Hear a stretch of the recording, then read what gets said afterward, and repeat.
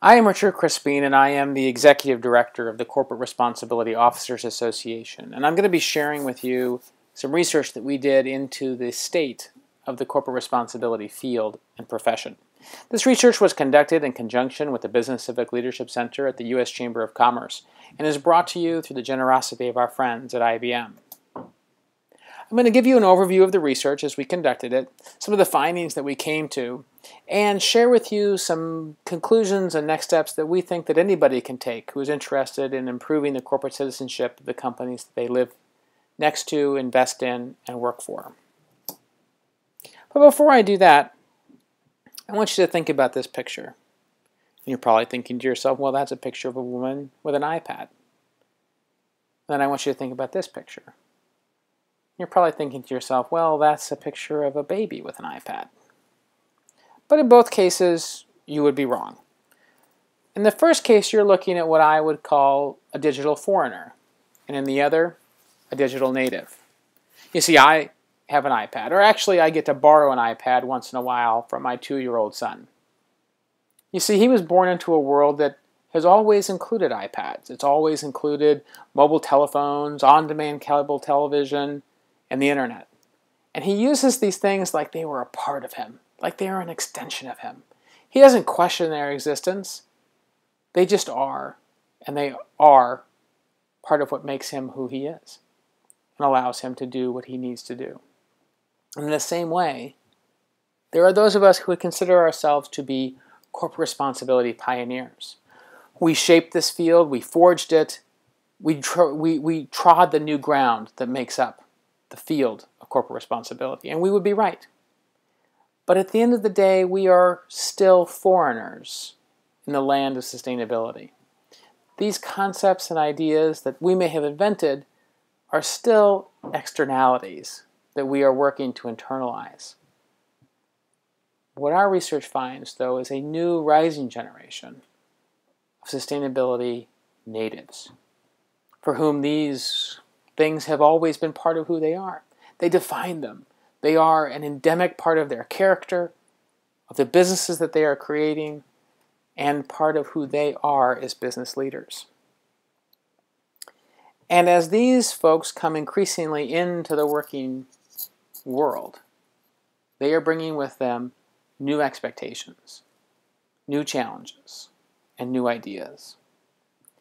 And they are particularly looking to the field and profession of corporate responsibility to help them implement those ideas.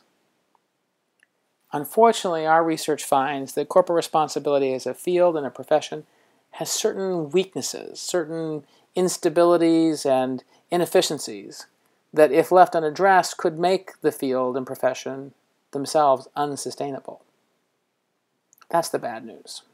The good news is that there is a core body of knowledge. There are distinct knowledge and skills that we can point to and say that if you are proficient in those things, you can consider yourself to be proficient in the field of corporate responsibility. But in order to close the gap, in order to continue the development of that body of knowledge and to redress the structural weaknesses in the field and profession, it's going to take leadership. It's going to take leadership on the part of those of us who are corporate responsibility pioneers and are already in senior places within organizations. And it's going to take leadership on the part of the rising generation of sustainability natives. And if we don't take those actions, as those sustainability natives come increasingly into the workforce, we are going to face a distinct set of problems. A set of problems as employers, as business leaders and colleagues, and as a society. Because we have all placed very high hopes in the field of corporate responsibility, that it is going to help us to remake the role of business in society. And we together, business leaders, sustainability natives, and sustainability foreigners, we together need to make sure that corporate responsibility as a field and profession is set up to succeed. And right now, it isn't. Before I go any further, I want to distinguish a few concepts for you. First, I want to define what I mean when I use the term corporate responsibility. I mean simply this: maximizing the positive impact of business while minimizing or eliminating the negative. Nothing more, nothing less. And then I want to distinguish the difference between a field and a profession. If you think about finance, In finance, there are certain core concepts, ideas, strategies, and tools that anybody can use, whether they're at any point within an organization, and really at any point within the world. They can use those core ideas and concepts and tools to perform financial functions. And yet there is also a subset of individuals who use those things professionally. They use them to make a living. The first case is the field of finance. Those concepts, ideas, and tools that anybody can use, that's the field of finance. The subset of individuals who uses them to make a living are the finance professionals. And the same is true in the world of corporate responsibility. There are a core set of ideas, concepts, strategies, and tools that anybody at any point in the world can use to improve corporate citizenship.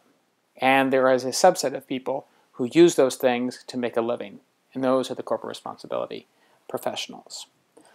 Now, with those things in mind, I want you to come with me as I take you through some of the highlights of the surveys and interviews that we conducted over the last couple of years. We conducted a series of electronic surveys, and we also conducted a series of in-person and telephonic interviews with NGO leaders, government officials, corporate responsibility professionals, and academics. And I'm going to share with you the output of those surveys and the analysis of the research that we conducted. First, when we looked at the profession of corporate responsibility, we find it to be still a very, very immature profession. On the left-hand side of this chart are 6 characteristics that are commonly agreed to make up and define what constitutes a profession. These specific 6 happen to come to us from the Society for HR Management, but they're generally recognized as the attributes of a profession. On the right-hand side, you have these little gray pie pieces, and the more gray pie pieces there are, the more complete we consider this element to be. And you can just easily see by scanning the chart that none of them are complete, and many of them remain very, very nascent. And we're particularly distressed by the immaturity and the nascence of applied research and the accepted body of knowledge in this field. Because without that applied research, without hard data, it's very hard to make a business case, and it's very hard to know which practices to adopt and which practices not to adopt. And without an accepted body of knowledge, it's really hard for there to be a distinct career within corporate responsibility. And as you can see on this chart, in the red quotations, and really throughout this presentation, whenever you see red quotations, that indicates a representative quote that we've pulled out from our interviews or surveys. And as you can see from these, many professionals do not see today a clear and deliberate career trajectory that they can take in the field of corporate responsibility. That, however, is changing. What we saw in our research are 3 distinct sets of generations. There's what we've called Generation 1.0, which are individuals who probably came into the workforce in some other capacity. They may have come in through HR or environmental health and safety or supply chain and procurement, and then eventually got tasked with corporate responsibility. And the folks who are in Generation 1.0 are probably now in what we would call the terminal phase of their career. This is one of the last jobs that they will hold prior to retirement. This was not something that they deliberately chose as a career. They got tapped to do it later in life. Generation 1.5 are individuals who, again, came from some other field and then entered into corporate responsibility, but now consider this to be their chosen career field. And they have moved from company to company, but still stayed within the corporate responsibility function. Generation 2.0 are people for whom this has always been their chosen profession. They may have studied it in school, they took entry-level positions in it, and now continue to move deliberately through their career aligned with this profession. As you can imagine, Generation 1.0 and 1.5 are largely made up of sustainability foreigners. Generation 2.0 is almost exclusively made up of sustainability natives. And as we've seen these generations mature, what we've also seen is a solidification of a distinct set of professional categories that transcend individual organizations. Titles may vary, but the roles and responsibilities remain consistent across different companies. And we've also seen, as I mentioned earlier, the emergence of a distinct body of knowledge, a distinct set of skills and knowledge that individuals who are practicing within this field, and really anybody who's interested in the field, can study and learn and become proficient in. And we've also been able to identify a core set of attributes, character traits that we think make for a great corporate responsibility professional. In terms of how companies are organizing the corporate responsibility function, most of the companies that we looked at use what we called a blended model. That is to say that they had a centralized officer or function for corporate responsibility with devolved execution responsibilities into the individual business units. The centralized function was probably responsible for setting policy, reporting guidelines, and overarching strategy for corporate responsibility. But then the actual execution was devolved to the individual business units. The corporate responsibility function itself was relatively small and lightly staffed with really a focus on policy and the actual execution taking place within the better manned business units themselves. We then asked our respondents to consider what is the future of corporate responsibility as a profession. And we thought to ask them to consider two ends of a spectrum. On the one hand, you would have the CFO, the Chief Financial Officer, and on the other, the e-commerce officer. If you think about the Chief Financial Officer as a professional role model, in that case, you have a centralized function and a centralized officer who is responsible for finance.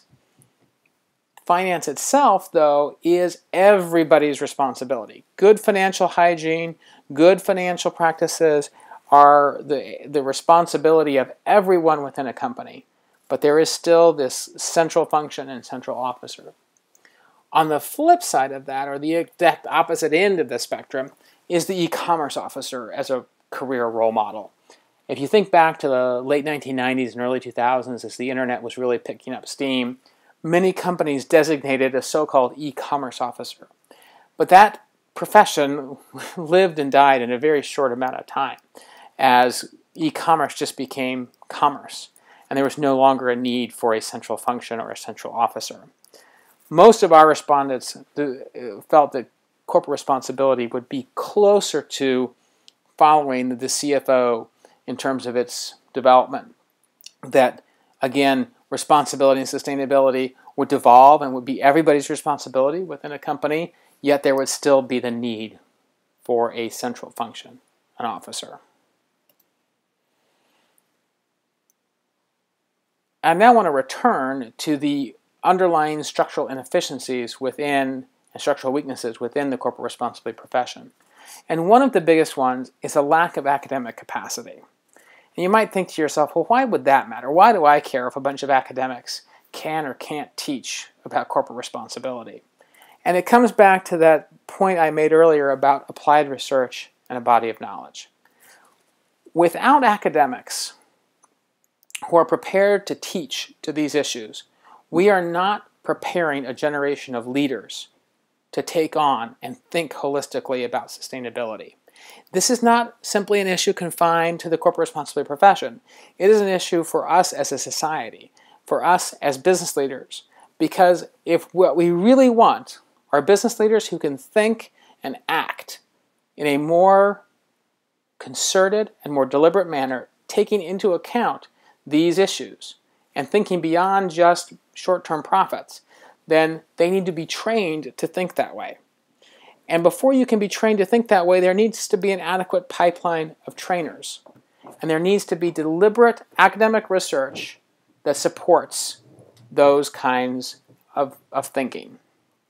If you look at most of the extant research that is out there right now, most of it is single cases. That is to say, individual companies saying that they can show how what they are doing today is better than what they did yesterday. There are very few, if any, longitudinal studies that look across multiple industries and multiple companies to say these are distinct practices that we can identify that are better than other practices, and that those practices are backed scientifically with data from multiple cases.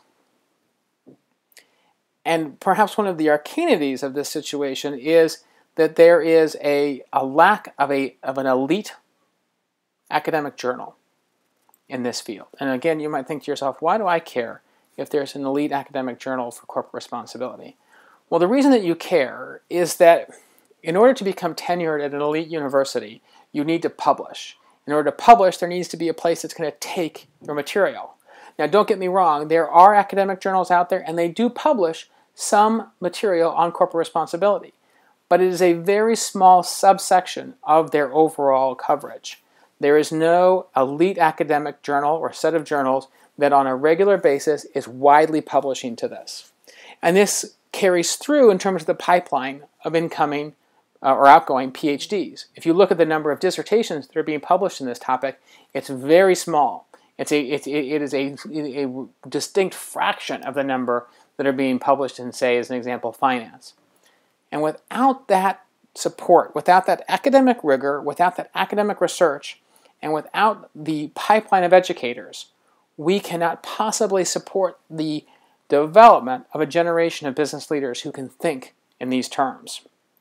And in fact, I would say that really the role that we need academics to play in this field is that role of creating scientifically backed data that demonstrates the efficacy of our practices. Right now what we have is a lot of consultant reports and individual company reports, and we don't really have the hard data that would really help to make the business case for corporate responsibility. And we certainly don't have the kind of core curriculum that we need to incorporate into graduate level programs that are going to cause us to create a generation of business leaders who can think more sustainably.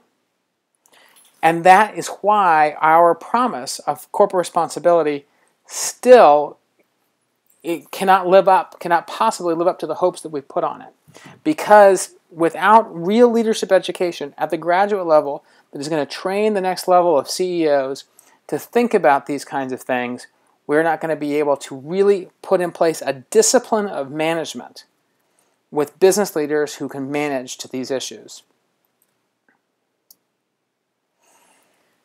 In order to close that gap, in order to heal these structural inefficiencies, it's going to take some leaders, some professionals who are willing to take risks. In a mature profession, the professional feels that their true allegiance belongs to their profession, not to the employer.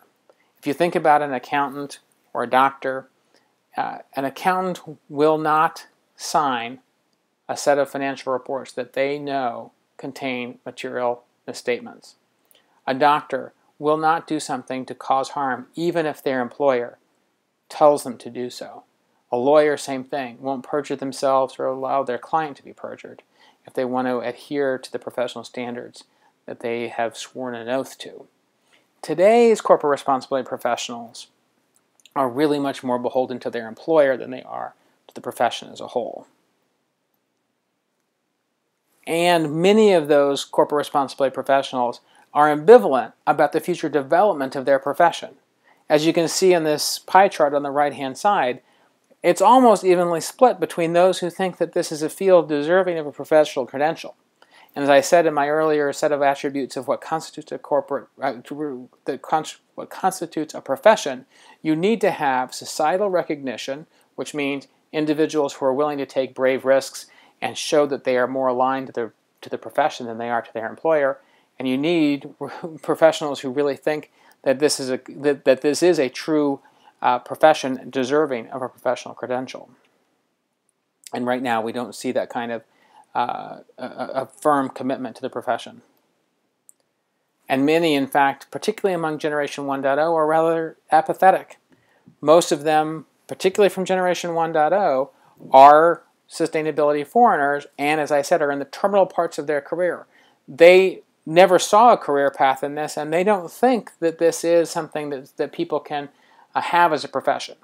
That's the bad news. The good news is that those folks happen to be the minority. They're really a distinct minority of the total profession, but they still represent something that is a plurality when you look at I should say they're a minority within society. They're a plurality, though, within the profession. So that is something of a bit of concern.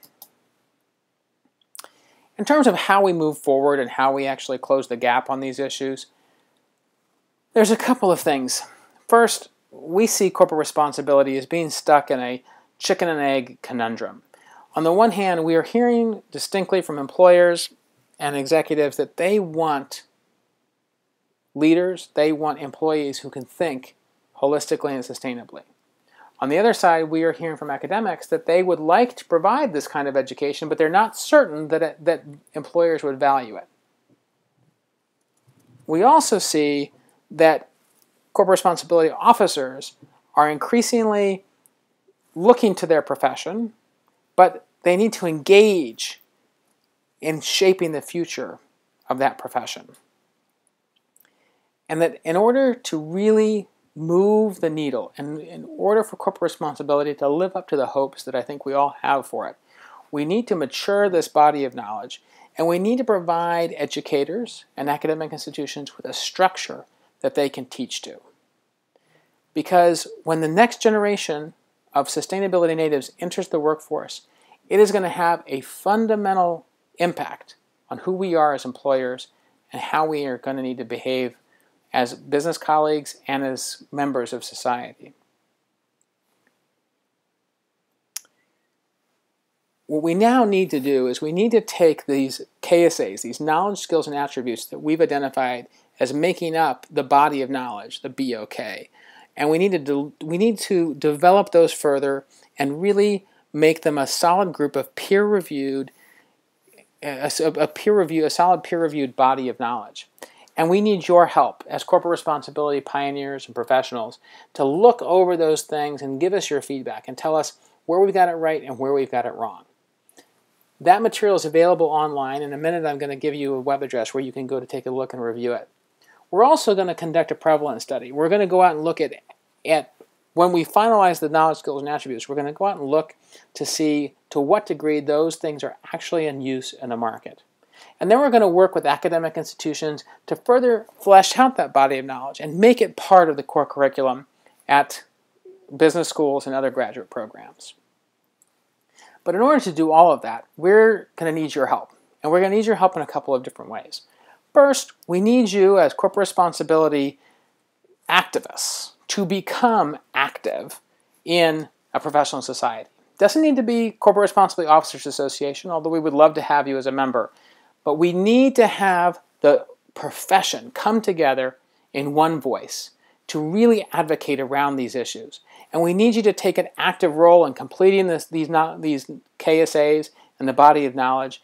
And we need you to help us advocate with academic institutions that these are core ideas that they need to incorporate into their curriculum. The profession needs to, in essence, coalesce around a single or a set of professional organizations that can advocate on its behalf. Remember back to those characteristics of what constitutes a profession. One of them is a professional society. We at the Corporate Responsibility Officers Association hope to be that professional society, but regardless of whether you join us or join a different organization or form your own, the bottom line point is we need a professional society that can advocate on behalf of the field and profession of corporate responsibility. And we need your help, we need your knowledge, and we need your money to make that work. If you'd like to help us by contributing your time and your energy in reviewing the knowledge, skills, and attributes in the body of knowledge, I invite you to visit us online at thecroassociation.org. If you'd like to join, you can send an email to my colleague Vince Albergato. And if you'd like to underwrite the Body of Knowledge program, you can contact me directly. Lastly, if you'd like to participate in any of our professional development programs, I'd ask you to contact my colleague Kim Gilliam.